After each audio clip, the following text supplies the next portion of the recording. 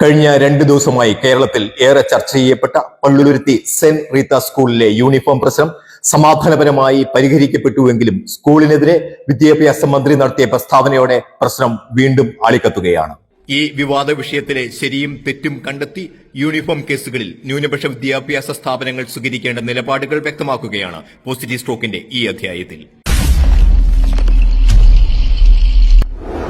സമാനമായ വിഷയത്തിൽ 2018 ഡിസംബർ മാസം 4-ാം തീയതി Fathima Tasneem VS state of Kerala എന്ന 35-293 നമ്പറിലുള്ള കേസിൽ justice Muhammad Mushtaq Thiruvananthapuram Christ Nagar senior secondary school എന്ന CMI വിദ്യാഭ്യാസ സ്ഥാപനത്തിന് അനുകൂലമായി നടത്തിയ വിധി പ്രസ്താവത്തിലെ പ്രസക്ത ഭാഗങ്ങൾ ബഹുമാനപ്പെട്ട വിദ്യാഭ്യാസ മന്ത്രിയുടെയും ഈ വിഷയത്തിൽ സത്യമറിയാൻ ആഗ്രഹിക്കുന്നവരുടെയും അറിവിലേക്കായി മലയാളത്തിൽ സ്വതന്ത്ര വിവർത്തനം ചെയ്ത് അവതരിപ്പിക്കുകയാണ്.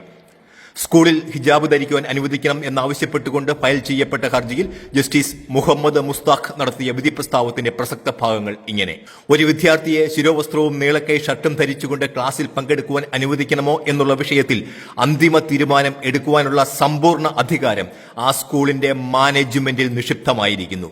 കോടതിക്ക് ഈ വിഷയത്തിൽ വിദ്യാഭ്യാസ സ്ഥാപനങ്ങൾക്ക് എന്തെങ്കിലും നിർദ്ദേശങ്ങൾ കൊടുക്കുവാൻ പോലുമാവില്ല. അതുകൊണ്ട് ഈ പരാതി തള്ളിക്കളയുന്നു. അപേക്ഷകർ TC ആവശ്യപ്പെട്ടുകൊണ്ട് സ്ഥാപനത്തെ സമീപിക്കുന്നുവെങ്കിൽ സ്കൂൾ അധികാരികൾ യാതൊരു പരാമർശവും കൂടാതെ TC നൽകേണ്ടതാണ്.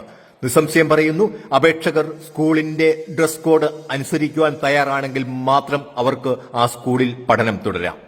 2018 കേരള ഹൈക്കോടതി നടത്തിയ ഈ വിധി പ്രസ്താവത്തിന് ഇപ്പോഴും സാധുത ഉണ്ടായിരിക്കെ ഇതിന് വിപരീതമായി ഒരു തീട്ടൂരമിറക്കി ഒരു വിദ്യാഭ്യാസ സ്ഥാപനത്തെ ഭയപ്പെടുത്തുവാൻ കേരളത്തിലെ വിദ്യാഭ്യാസ വകുപ്പിനോ അല്ലെങ്കിൽ ഏതെങ്കിലും ഒരു വ്യക്തിക്കോ സംഘടനയ്ക്കോ ഈ ഭാരതത്തിൽ സാധ്യമല്ല എന്ന് വിദ്യാഭ്യാസ സ്ഥാപനങ്ങൾ നടത്തുന്നവർ അറിഞ്ഞിരിക്കുക.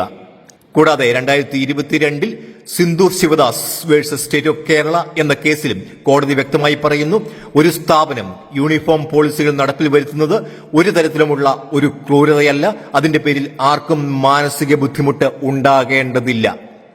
മാത്രമല്ല, ഇന്ത്യൻ ഭരണഘടനയുടെ ആർട്ടിക്കിൾ 30(1) പ്രകാരം ന്യൂനപക്ഷ സമുദായത്തിന് വിദ്യാഭ്യാസ സ്ഥാപനങ്ങൾ സ്ഥാപിക്കുവാനും അതിന്റെ സമ്പൂർണ്ണ ഭരണ നിർവഹണം നടത്തുവാനും പൂർണ്ണ അവകാശമുണ്ട്. It's a fundamental right.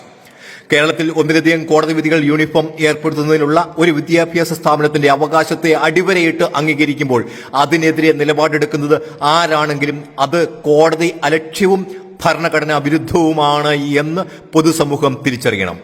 എന്തായാലും പള്ളുരുത്തി സെന്റ് റീത്ത സ്കൂളിലെ ഹിജാബ് വിഷയത്തിൽ സ്വന്തം നിലപാടിൽ അടിയുറച്ചു നിന്ന് തികഞ്ഞ ആർജവത്വത്തോടെ ആരെയും ഭയപ്പെടുത്താതെ കാര്യങ്ങൾ വ്യക്തതയോടെ അവതരിപ്പിച്ച് ഈ വിഷയത്തെ കൈകാര്യം ചെയ്ത സ്കൂൾ മാനേജ്മെന്റ് കേരളത്തിലെ ന്യൂനപക്ഷ വിദ്യാഭ്യാസ സ്ഥാപനങ്ങൾക്ക് മാതൃകയായി.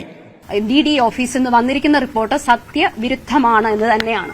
കാരണം നമുക്ക് എവിഡൻസ് ആയിട്ട് എല്ലാ കാര്യങ്ങളും തന്നെ നമ്മുടെ കൈവശം ഉണ്ട്. അത് എന്തായാലും കോടതിയുടെ പരിധിയിലിരിക്കുന്ന കേസായതുകൊണ്ട് അതങ്ങനെ തന്നെ പോകട്ടെ എന്ന് തന്നെയാണ് ഞങ്ങളും ആഗ്രഹിക്കുന്നത്. മാനേജ്മെന്റ് ന്യൂനപക്ഷ വിദ്യാഭ്യാസ സ്ഥാപനങ്ങൾ നടത്തുന്നവർ കഷ്ടപ്പെട്ട് നേടിയെടുത്ത മൈനോറിറ്റി സർട്ടിഫിക്കറ്റ് അലമാരിയിൽ സൂക്ഷിക്കുവാനുള്ളതല്ല. അത് നൽകുന്ന ആനുകൂല്യങ്ങളെക്കുറിച്ച് പൂർണ്ണമായ അവബോധവും ഉണ്ടാവണം.